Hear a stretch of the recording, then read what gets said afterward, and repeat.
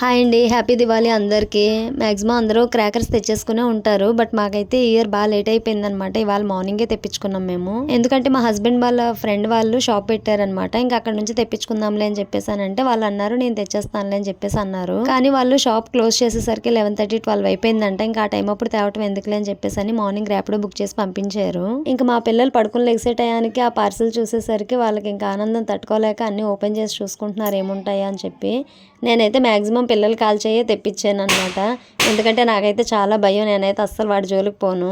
ఇప్పుడంటే పర్లేదు కానీ చిన్నప్పుడైతే మరీ దారుణం. నేను అసలు దివాళీ అంటే ఈవినింగ్ 5:30 ఆ టైం నుంచి అసలు ఇంట్లోంచి బయటికి రాను.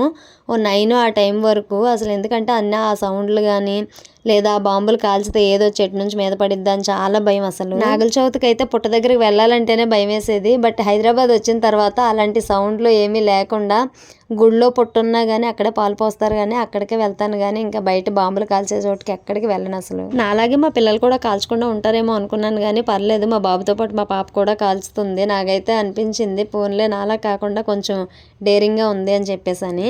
మేమైతే ఇవే తెచ్చుకున్నాం క్రాకర్స్. మీరు ఏం తెచ్చుకున్నారో కామెంట్ చేయండి.